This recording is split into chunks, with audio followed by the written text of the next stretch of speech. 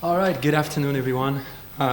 It's amazing to be back here. I think I see some friendly face from last year, which is very good to see. I'm just sorry you're going to have to fight two things today. I lost my voice in my plane from New York, and I have a very bad French accent. So sorry if you don't get me. That's two obstacles in understanding what I'm going to present today. But we have some good slides and a lot of content that you guys will be able to go through. So quickly, I just wanted to know who was here last year, so I just know how deep I need to go. Okay, only a few. So I'm still going to show as much as possible. Quickly on myself, I'm the founder and CEO of CrunchDAO. I want to quickly tell you the story of that company so you guys understand where we come from and what we expect from you. And so originally I was building machine learning models in the insurance industry, especially risk models. And when we exited that company, I decided to launch a long-short hedge fund. So for those of you who know what it is, it's a systematic algorithm that can invest in long and short positions. And when I started to do that, I just realized that financial data was much more noisy and much more difficult to use and to model than what I was seeing into the insurance industry. So I ended up struggling. It was extremely hard. My model could not predict anything. It was overfitted to hell. So I decided to try to find some solutions. And the solution I found was basically, how can I increase the size of my team? And can I eventually try to find a lot of people outside of my team? So I launched CrunchDAO, which was a data science platform on which I was publishing the data of my hedge funds, so my investment strategy, and anybody could come and build the models on top of my data in order to improve what I was capable of doing internally. And I realized quickly that actually people outside of who I was able to hire were much better at building great mathematical models than me, because I was finding statisticians, mathematicians, data scientists, ML engineers, enthusiasts like you all over the world to build on top of my data. And I quickly realized that I better just focus on building a machine that allow me to gather more intelligence than actually using this intelligence. And this is how I met with actually Adia Lab and the rest of the team that wanted to also increase the horizon of intelligence that they were capable of tapping into. And so it's pretty much why we organize these competitions every year. We decide on very difficult and very hard scientific challenges. And we tap into the world in order to get proposals and piece of code from you and from people all over the world. And what is great is that it works pretty well. We now have about 11,000 data scientists over the world that have been competing on the platform. I call them AI experts, but some have PhDs, some are just enthusiasts, some are undergrads, some are just engineers. But anybody can basically participate and try to solve these problems that we face into the industry. And obviously, there is always a pool prize. There's always a bit of money for you at the end in order to get, in order to win something for the amount of time that you put into the problems on Crunch. But what are we going to talk about today? I'm going to show you a bit about the previous competition we organized with Adia Lab. We're going to talk about structural break. So I'm going to introduce you to the subject of this year's competition. What is real-time predictions, which is what you find in the industry and what you find in real problems. There is constraints of time, there is constraints of memory, and constraints of code that you can use. Then I'm going to talk about the scoring of the competition. That's from part 1 to 4. This is going to be about 30 minutes. And then in part 5, you're going to have to take over and you're going to have to submit something into the competitions. But no worry, I'm going to provide you with a baseline, a quick starter, a Python notebook that will be very easy to submit. If you want, you can improve, or if you want, you can just submit that. But the second test, who can code in Python in the room here? Okay, so almost everyone. Who has Cloud Code installed on his machine right now? Okay, cool. So we're going to do both. I'm going to show you how to submit with a notebook, and then you'll be able to submit with Claude as well. We have skills and etc. All right, without further ado, let's go. Last year, Amélie mentioned the previous competition we had. They are still available, so if these subjects are interesting for you, go on crunchDAO.com and you will find documentations and notebooks around this subject. 2023 asset rankers. So Amélie talked about predicting the market. It's actually trying to predict the relative performance of assets. You know, it's very hard to predict prices because they are very noisy, but what is a much simpler problem is try to rank the performance of assets, you know, because in that case you don't need to predict the price. You just predict relative performance. And so out of ranking then you can build portfolios, and this is what we use, for example, in my fund. We build rankings of investment opportunities, and then we build portfolios out of this ranking. There is interesting papers on that. If you want to know more, I can give you more, but a lot of information is on the platform. In 2024, we worked with Adia and the 2021 Nobel laureate Guido Imbens, that is an expert of causality. So you guys probably know about causality. I mean, everything is in the world. It's trying to find relationships that don't rely on correlation, but more on trying to really make sure that variables are connected. They are not just associated by covariance or correlation. Very interesting work, still available on the website. You can find a lot of things. And last year, we worked on structural break. So I'm going to present structural break directly so you guys have an idea of what we did last year and what is expected from you this year.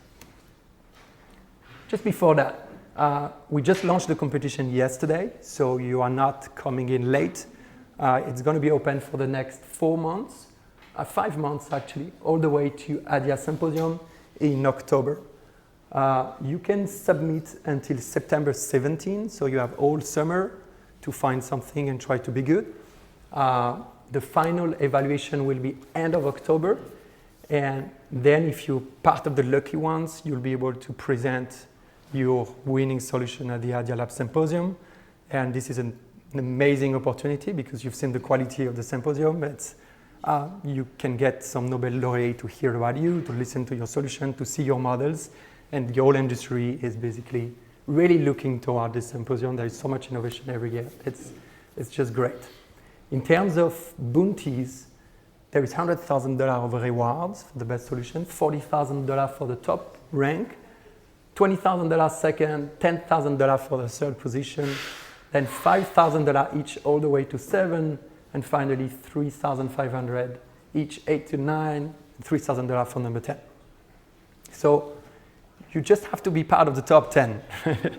You don't have to win. There is potentially a reward for everything, aside from learning a lot of things and figuring out a very important problem that we find everywhere in the industry. You can compete in teams. This is happening a lot. I highly recommend you forming teams. As you see, the top winners from last year's worked in teams, sometimes big teams, right? So Alphabot, for example, is a team coming from Brazil. They actually run a hedge fund, extremely successful hedge fund at the moment, and they use structural break in order to detect when agentic solutions are out of regime. And I'm going to explain you that more in detail. So they are extremely skilled. That's why they actually won. But their solution is open source. So I would highly encourage you to go on CrunchDAO.com, choose the competition, click on the little documents you have here, and that will lead you to their paper. You can read their paper. All the code is public, so it's up to you to be using this in your own projects. The team behind the challenge. Obviously, Amélie, big member of making this possible. Then we worked with Marco Lopez de Prado, or Simon, Alex Litton, Emanuele Oliveri from Adia, Vincent Zenekan, Roman Vlazu, and Kushik Balasubramanian. So this is all the people that have been preparing the data, looking at the challenge, and this would not be possible without them. So I really want to thank them a lot. All right, so what is a structural break? So a structural break in a time series is defined by an explicit alteration of the underlying data generating process, which means that you are looking at a time series that suddenly it's not produced by the same data generating process. So something fundamental change behind this line you're looking at. No matter what this line is, it can be price of a stock, it can be how much CO2 has been released in the air last year, it can be the temperature of waters, it can be even the way a bridge is shaking, after 20 years of existence because concrete is deteriorating. It can also be, the rhythm of your heart, how much oxygen is present in your body. That's the beauty of time series. You'll find time series everywhere. I know we talk a lot about LLMs recently and large language models. Well, these models can already process time series. They can help you produce great solutions to look at time series. But time series is really one of the most fundamental bricks in data science, statistics, machine learning, and AI. So concretely, what is? So let's say we have a data generating process, a very simple one like this one. So here we have a value in time that is basically growing or decreasing according to a few variables. So we have a constant plus an amount of noise, which is epsilon here. And you see that by adding this constant, which is here a positive constant, 0.1, plus an amount of random white noise, we get a time series pretty much like that one. Now, what happens if in the middle of that time series we really change this equation and we decide to add this time a bit more noise and change the amount of, and change the constant here? Well, we get something completely different. So this is what we try to detect by looking at all these time series. And sometimes this time series, you don't understand completely the system behind it. If you look at the price of a stock, it's basically all the available information to all the participants of the market. It's an extremely complex problem. So there is no way for you to get that very simple equation. So the only thing you are left with is this time series that you can observe and eventually try to predict when this time series is not acting the same way. This is a structural break. That's what we want to predict. And if we get good at that, then this type of algorithm can be used everywhere. And we can improve a lot of fields, from science to medicals. A few examples of places that I just mentioned. Regime shift in markets. You probably heard while you build a model in quant finance, maybe this model is not going to work when, I don't know, central banks are changing, economical policies. Suddenly you have different level of inflation, political event, Detroit of Hormuz, these kind of things can change, have an impact, change the regime. And when the regime changes, your model will be trained to look at something that now is completely different. Your model will blow up, it will just disappear. Vital sign drift, so ECG from rhythm change, brain activity, predicting seizure in advance, infection rate. In healthcare, there is a tons of use case. In industry, I mentioned bridge, but equipment wear, like the temperature trends, weeks before a structure is about to fail. And finally, climate, of course, long-term shift, the temperature, the daily rainfall. There's so many use cases. So please look at time series because it's really an amazing field that even if it seems simple, it's actually extremely complex. And it's usually like that. The simpler the problem is, the harder it is to build a model on top of it. So we're going to dive into it today. And I'm going to have to drink all the day, so I'm not losing my voice.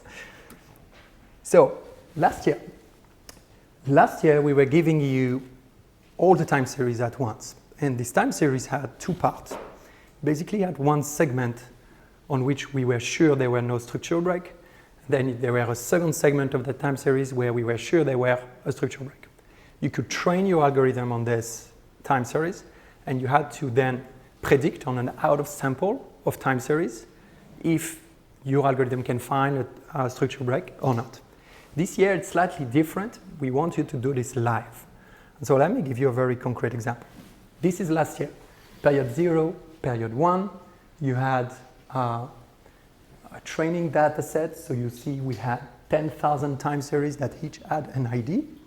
Each of these time series, of course, had value. So this is what we mentioned, the data generating process.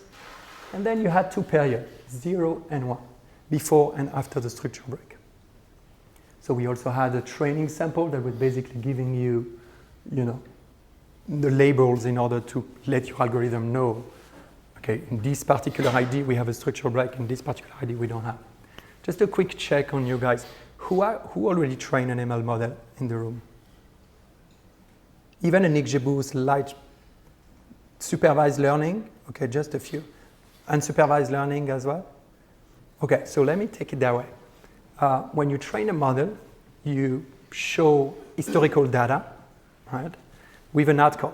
And you want this algorithm to train on that and be able to detect what you're showing him on data that he never see, right? So you're going to give him the truth in the past with the data, and you're going to let him try to figure out if he can find in data he never see. So X-train, it's what you're going to train on, so that's your truth, right? In the past, with Y-train that tell you basically, okay, there is a structural break in this time series, 10,000, true. Time series 0, it's false, meaning there is no structural break in this time series. You feed that to your algorithm, and we're going to see how. And then you can eventually be able to do that automatically. A very concrete example that I want to show you guys of structural break. It's kind of a funny, like cheeky one, let's say. So last year, one of our participants that had very good score in the competition is running this model that he built during the competition. And I don't know if you remember, last year, Trump did a tweet about tariffs. And so he looked at what happened before and after the tweets of Trump. And what happened before and after the tweet of Trump is basically Bitcoin going down about 20% at the same time as the tweet. We talk about 0 minute after. So you see that black line here is the price of Bitcoin here. This is the price of Bitcoin, and this is the probability of having a structural break, meaning the system out there is different. Well, right on the tweet of Mr. Trump, you have a 98% of chance of changing regime, meaning that, okay, whatever you were doing before, you're going to have to do it differently because now Mr. Trump is on Twitter and eventually is going to tweet things like that. So that's a concrete example that brings it back a bit to reality, but let me get back to the, you can read the full article if you want to scan the, okay, let's say, if you want to scan the QR code here. Okay, so what is different this year? This year, we want to do this live. And that was a big problem of last year, is that last year, you can have this probability, but only after the fact. So after the fact, you looked at these two phases, before and after the tweet, and the model gave you a probability of a structural break. But we could not do it live. So we could not predict, like, this is what we're going to do this year, is that can we predict, like here, like 2 minutes, 1 hour before the tweet of Mr. Trump, maybe there is some things happening in the market that we can find inside these lines that will help us to anticipate on this change of regime. Maybe a bit more noise, maybe some insider activity, we never know, with this administration, there could be someone already trading knowing that Mr. Trump is about to come with tariff on the market. So maybe we could have figured it out. So that was one of the limitations of last year, which we intend to solve in this year competition. And so in this year competition, we give you two parts. The first part is an historical segment from that time series on which you can train your algorithm. So on that, you can find what is the average value of the time series, how much the time series is moving every day, what is the standard deviation every hour, every day. You can build all type of statistical tests to know what is the normal behavior of that time series. Then there is an online segment that starts. So in this online segment, we're only going to reveal to you 1 point at a time. So if the points are day, let's say, you can only see 1 day at a time, and you're going to have to give a prediction for that particular day. The reality is most likely be every microsecond, right? Or every second, or every nanosecond, best case scenario. So every microsecond, let's say, we're going to ask your algorithm to give a value which is between 0 and 1. Do you predict that there is a structural break coming in the next point? And basically, here what you see is the simulation of a structural break happening in the online segment. So you see here, for example, we can see that the volatility of the line is way different. Here we really see normal behavior, and suddenly here we see much more volatility, right? Much more noise. Something's happening is different. And so in that case, you would have had to predict, in the base case scenario before, most of the time you end up predicting quite after the beginning of the time series. And so this is how the data set looks this year. You have, again, 10,000 time series to train on. Each time series has steps. That could be second, microsecond, values in these steps. You have these two periods, historical for training, and online, where you have to give a value every single step. Okay? The tau here is basically the index of where is the structure break in the training part of the data. So in the training part of the data, your algorithm knows the value and knows where is the structure break. So you're going to train this guy to be able to detect it automatically in the future. Does anybody have a question here? Is it all clear? Time series is for just a single asset or for the whole market? So each time series is basically obfuscated. You have no idea what it is. It can be financial. There is 10,000, and you can treat only one at a time. Right? And so this 10,000 time series represent all kinds of time series. Climate, weather, financial markets, things I mentioned before. Any other questions? Yeah. For example, maybe a structural brick is a similar of the concept tree. Say that again, sorry. Concept tree is structural brick. Oh, thanks. Is a similar of concept drift. Concept drift is a thematic of in a time series try to identify chain of the or distribution of the data. Yeah, Drift. that could be. Yeah, drift is a good example. Yeah, basically you have here one approach that could be doing having a PDF, so a distribution hypothesis on where the next point is going to be. The probability of each point being present in the next step. Out of this probability, you can then infer things. That could be an advanced solution. Actually, it's not that easy. Anyone else have a question here? Okay, good. It's important you following here because then we're going to get a bit more in depth. So what do you have to submit in every step? In every step, in the out of sample, so in this online period, you have to tell us if there is a structure break or not. So it seems very simple, seems very basic.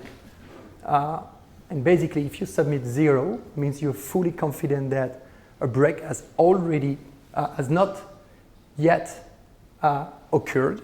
So 0 means no break. 1, you're fully confident that the break has already occurred. So you want to say 1 right after the structure break.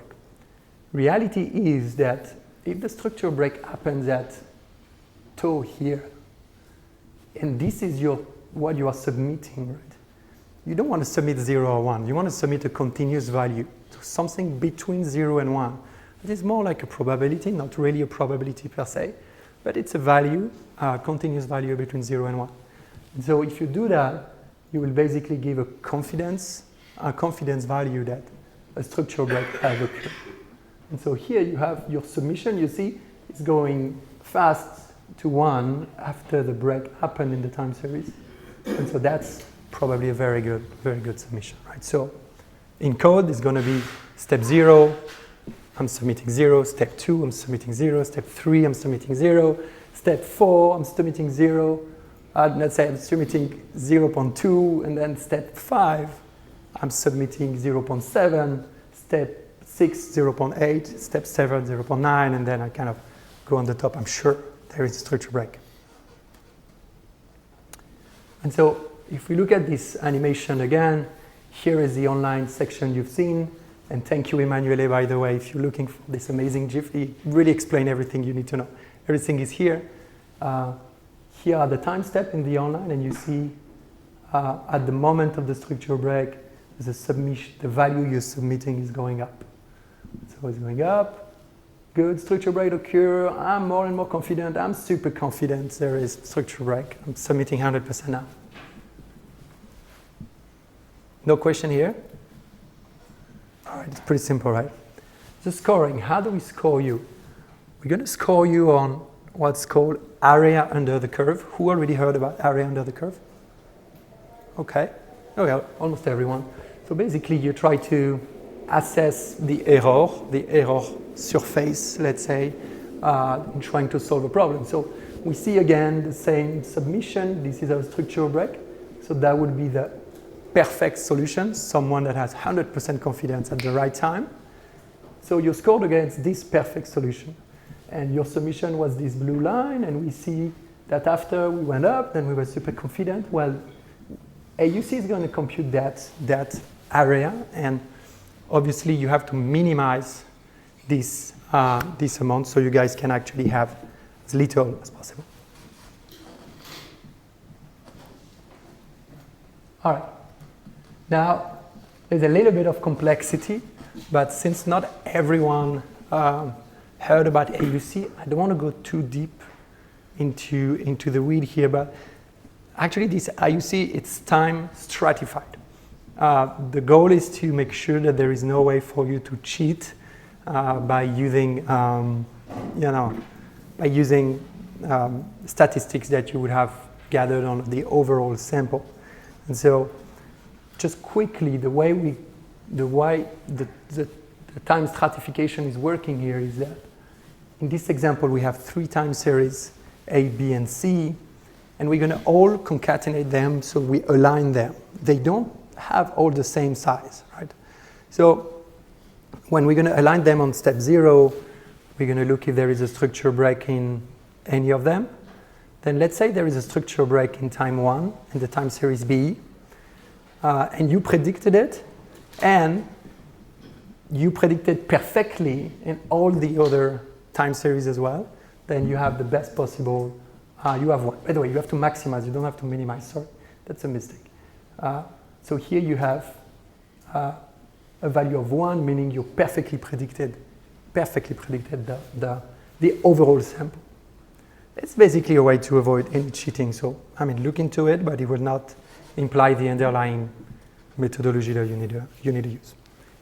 Quickly on the data, you have 10,000 time series in the training set. You have 100 time series that you can use locally in order to test your algorithm locally and etc. Then you have 10,000 public time series that allows you to be on the leaderboard. So all this data is for you to train on. This is only online. You cannot have it locally. When you're going to submit your code, we're going to run your code against this 10,000 time series, and we're going to put a score for you on the leaderboard. Then at the end of the competition, in the last week, we're going to rerun everyone against 10,000 time series on a private dataset. Why do we do that? We do that because people in this kind of competition are overfitting on the public test, which means they're going to submit so many times, they're going to have a perfect score on the leaderboard just because they brute force what's inside the scoring sample. So they're going to be 2 scoring samples. One during the 6 months, the 5 months of competition for everyone to see, and one is going to run only at the end, which is the out of sample. So when you're going to look at this leaderboard, please don't over-index on people that have 99% accuracy. They're probably doing something extremely wrong. They're just brute forcing the scoring. So be conscious, build your models while being conscious. There is techniques to do that. The cross-validation, for example. So a lot of you didn't build a model yet, but cross-validation is a way to test your model in different parts of the data, making sure you are not learning by heart the data. This is not what we try to do. It's like the best example of overfitting for me is trying to teach a child. What you want to teach a child is to be able to face a situation he never seen in the past and be able to be smart enough to address the situation without having his parents away, right? So you can teach how to do bike, you can teach a lot of things, but then he's going to grow up and face situations that we are not in your teaching samples. And you want these kids to be smart enough to be able to make great decisions in the out of sample of his life. Same thing for an algorithm. You train the algorithm in order for them to be good in the out of sample of their life. not in the past, in the future. All right, how do we submit? And maybe some of you have questions here on training algorithm cross-validation. If you do, feel free. If you have a question at any time, feel free to reach out. So there is two functions that you need to submit. An algorithm has two phases. There is a training phase, there is a testing phase, an inference phase, let's say. The training is actually optional here. Training will allow you to retrain models on the out-of-sample data, so it's a bit technical. I recommend for most of you to just use the infer function. Infer means predicting. So what happened to the infer function? Well, infer function is receiving the time series, right? It's using your mathematical ideas inside this function, and then it's going to send back a prediction. So it's going to yield a float between 0 and 1 for each of the online sample. So focus on this. There are a bit of constraints in your code, and especially on the library you'll be able to use. If you want to use very special libraries, you have to whitelist it. So just come on our Discord server, ask for a whitelisting, and you'll be able to do it. You have limitation in compute, because obviously a lot of you are going to come and just want to submit a large language model inside the competition. If all of you do that, then it's going to cost a lot of money to Agile Lab, so we had to limit a bit the resource you can use. So you have 15 hours per week of run of your code on our servers. And you have to be conscious of time, because we're working on live time series here. So if you have a very intelligent model that needs 1 week to actually run, then, you know, Trump already tweeted, the price is already down and up and 3 times. So there is a constraint in how much intelligence. And this is happening a lot in streaming data, because, for example, we were working on this microsecond data last year. So every microsecond you have a new data point. You cannot really run complex model in that amount of time. It's a microsecond. And if you want to be part of the market at every microsecond, you sacrifice a lot of intelligence for efficiency. And this is often what's happening in production. You know, everybody would like to run an algorithm for 20 days, but then it's too late. So you have to compromise. It's pretty much what you have to do here. So I also recommend you for time series to use pretty simple things. The simpler the solution is often the best. Going too complex here is maybe going to push you into a more noisy environment and probably more overfitted as well. Do we have any question? I'm afraid I don't want to put you to sleep, so just few more slides, and then you're going to have to submit. You're going to have to use your computer. If everybody has a computer, please put it out if you didn't yet. A few more texts. I'm not going to annoy you with more mathematics, but I'm going to give you a quick starter, so a Python notebook that you can all execute. That's going to show you a very simple solution to this problem that you will be able to submit, so you'll be able to have a score in the competition. So this is how it works. I don't want to go too much in the code neither, but basically some of you may probably have heard about exponential weighted moving average. Who already did? Exponential moving average.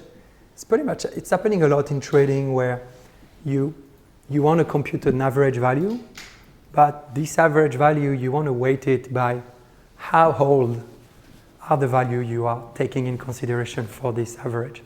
Makes sense if I ask myself how much food I can eat and I take in the average, you know, how much I was eating when I was 5. It's not going to work, right? So for, you know, trying to average how much food I can eat today, I better use, you know, the past 3 years of that.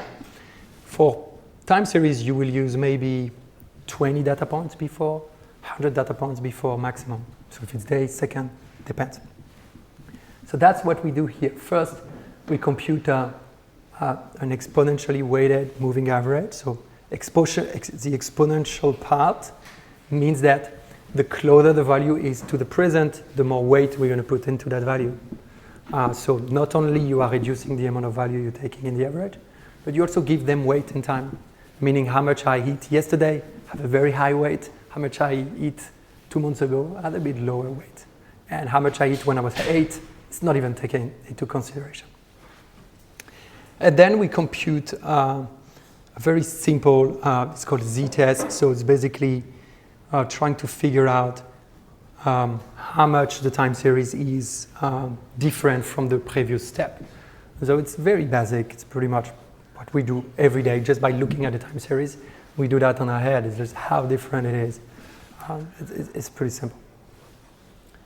And so this is the submission platform that we're all going to use now. Just before we go there, I want to propose you a few potential submissions that may perform very well. So cumulative sum and the deviation of standardized residual, so have fun with that. Running variance, tail mass changes, tabular classifiers, I highly recommend that. That's one of my favorites. I know some of you used it last year. So you turn the time series into a table and then you build, you can launch an XGBoost or like GBM or trees model to the time series. Autocorrelation, of course, likelihood ratio. It's also something pretty famous.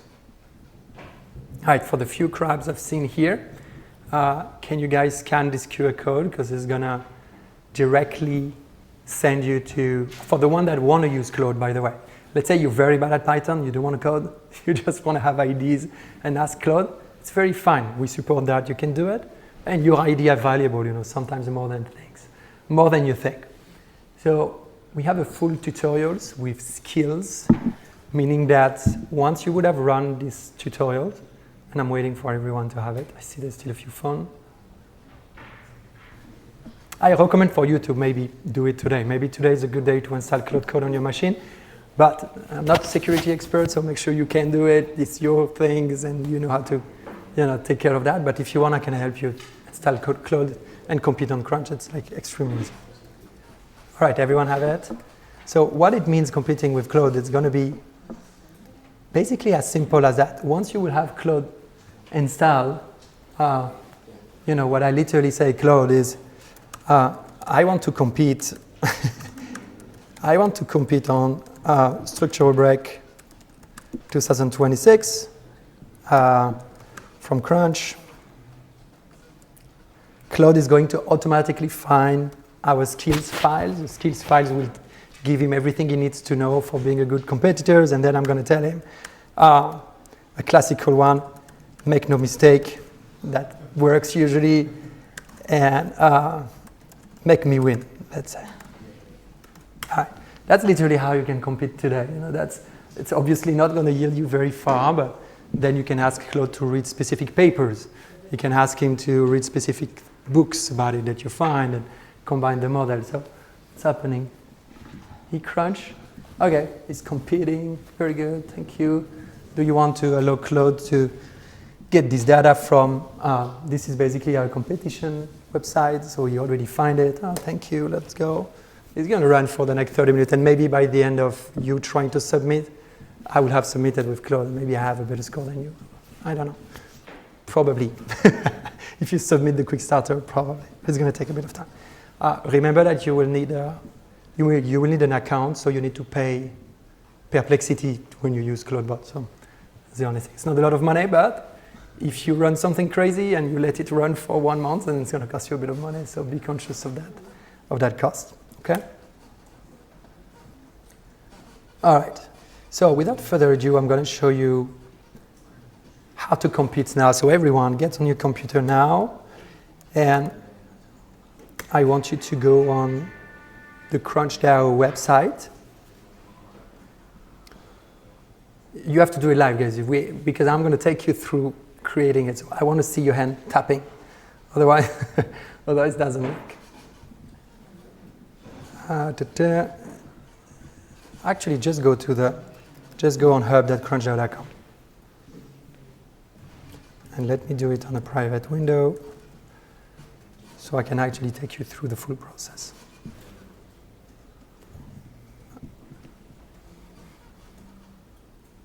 All right.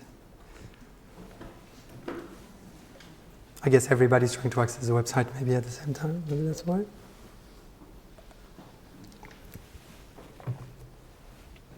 So if you go on hub.crunchDAO.com, you will end up on the competition platform. On the top, what you see here, it's all the money that is being currently won by all the participants that are currently participating. So in all the competition we're running, you have potential to actually earn a bit of money every day. Actually, some competitions are every minute or every second you can earn a bit of money. That could be a side hustle during the summer. I don't know. Aside from the $100,000 from Adia, which is obviously much bigger, it's like a good way to use your intelligence, every day. So you guys are going to have to log in, obviously. So far, nothing different than a traditional website. Enter your Gmail account. And actually, I will have to sign up. So let me sign up. So my name is Jean. Herelle. What is your country of residence? I say United Arab Emirates. And what is my email? I'm going to add another one. Creating an account. When you create an account, you're going to receive an email on your mailbox. If you do it at the same time, with a verification number, let me fetch it here.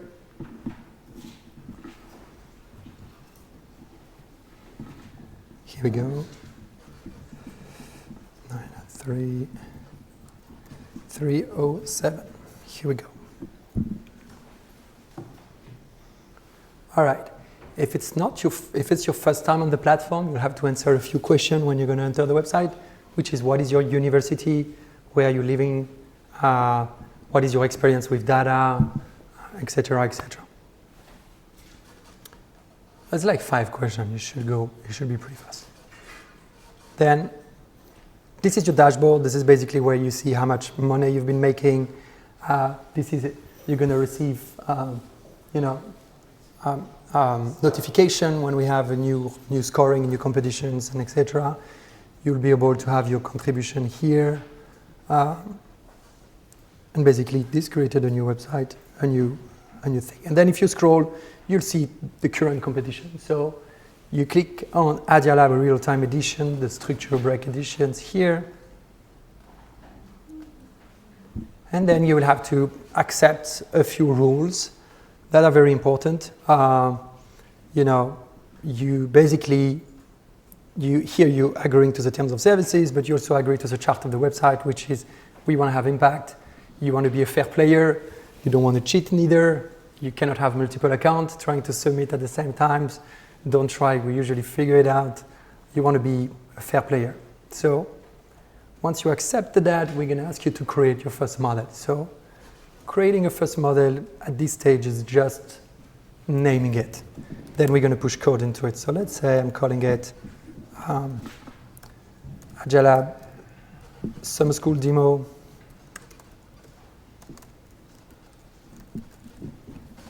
All right, create. Oh, okay, I just created too many, I think. Too many demos. All right. So once you created your models, you end up on this submit interface. I encourage you going over the overview first. So it's pretty much what I told you guys. Again, in written content. So what is the time series? We've seen all that.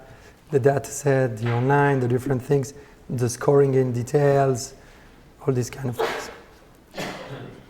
Now, down the page, you'll have the quick starters. Quick starters is really where you guys are going to get some free code and a way to submit by yourself. So if I click on quick starters, it's going to open a Google Colab. And which of you have already used notebooks in the room? Like, do you? Just 1 or 2? So most of you are using notebooks for the first time? I don't believe it. Yes? Okay, cool. Then it's a good time to do it. Aside from Claude, this is important. So it's basically an executable environment. Let me see.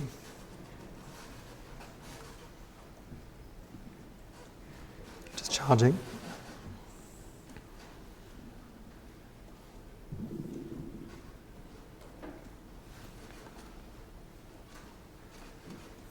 And I'm going to use my own account.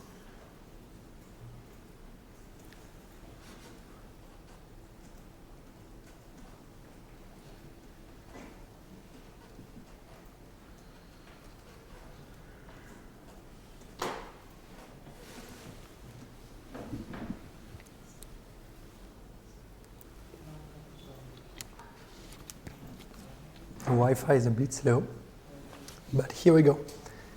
So basically here, same thing. I report again all the consideration you need to know to participate. Then if you scroll down, you have basically where the getting started part is important. So you can collapse that parting. So how to get started, we just have to identify you so you can download the data. So if you click on that link, it's going to redirect you to your account. And from that account, you can click on the Herelle button here. That will give you your tokens. So this is how we identify you, how we let you get the data. Click here, and then you can just pass your token into these cells. Now, how do you execute cells in the notebook? You can just click on the little live button over there. Click on live, and it's going to execute the code within that notebook. Run anyway. And so here what we do, we install the Crunch CLI. The Crunch CLI will let you access everything, let you access the data, let you access the scoring, being able to submit under your name, etc.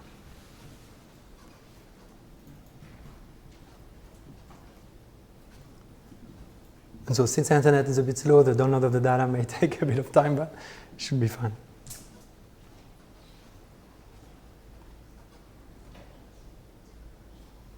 So while we do that, I'm going to go down a few cells. Here we're just installing a few basic Python library that you probably already heard of. And then we import the library that we actually just installed. And from that point, basically, I can just load the data, access the data, and start working into this notebook. Okay? This is just some visualizations, functions. Don't pay attention to it. The important part will be here. So now we already connected ourselves, we identified ourselves, we can access the data securely. It's the moment to build what we just described. Exponential, weighted moving average, then a z-score on top of this EWMA in order to predict if this time series is different in the current data point than in the past. So we're going to jump over the train function, we say, and go straight into the infer. And so here, you'll see in Python code exactly what we just described. So we're going into all our historical data set, all our historical time series, one by one. So for X historical, X online, the two parts that I described in our total data set, I'm going to build a few features. So the first one is just turning it into an array, specific type of data format in Python. Then we build an average, a mean on this time series. Only if the length is not 0, then I'm building a standard deviation, then I'm finding the max, then I'm building the z-score for every point, etc. So let's say you would have wrote that. That is your solution. You're happy at every new time series you are yielding a score, so value between 0 and 1. So you did the job. You can run a local test by running this crunch tool.test.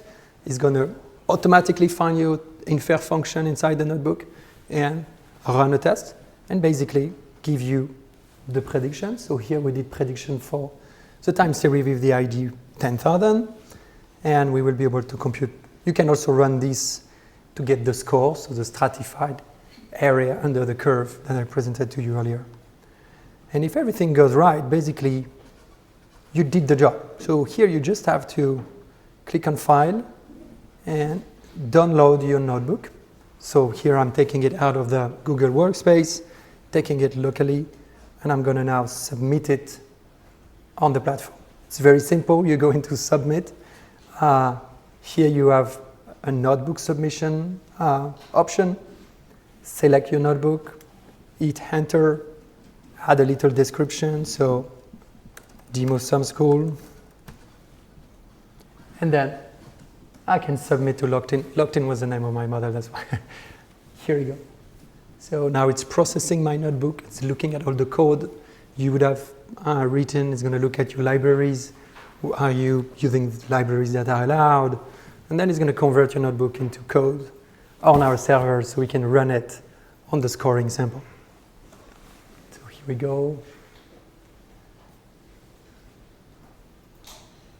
Step 1, step 2. I'm going to pass it so we don't lose too much time here, but once you would have automatically passed all these steps, you will end up on this page where you have a submission that would have automatically run on the public data so you can get a score. So you can see my submission here have been run in the CrunchDAO servers. So you have the logs of what happened on our servers. It's basically telling you everything went fine. If it's green, good. If it's orange, still okay. If you have a red tag on the left, maybe something broke and you have to figure it out. But with the submission I just gave you, if you submit this notebook like I told you, you will see your name on the leaderboard. And so right now, we already have 17 live models since last night, so it went pretty fast. And where am I? I think I'm already lost. Yeah, okay, I'm here. I'm 15. So I'm not doing very well, but hopefully you'll see your name right away. You will see your score. So here is the latest submission area under the curve. The best, the better. And since you submit several times, we also give you your best score over all your submissions. And this is what we use for your ranking. Here it's number of submissions you do. It's a way to show everyone when you are trying to brute force the algorithm, because some people will end up with 5,000 submissions here.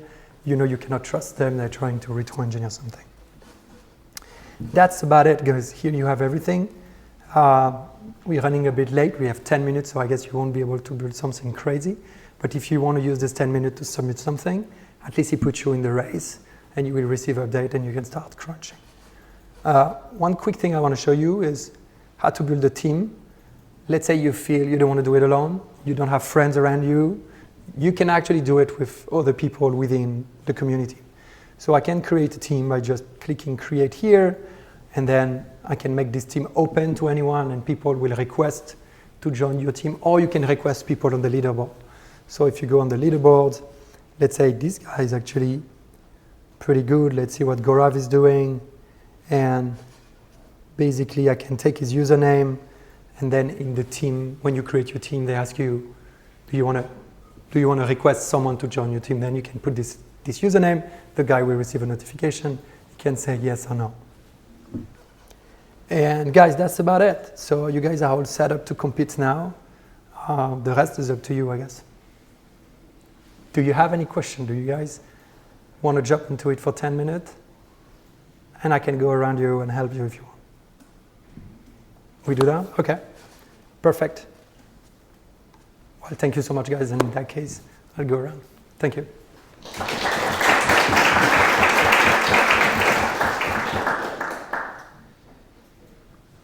You have actually... One question. Yeah. What's the average, the teams, the average number of people?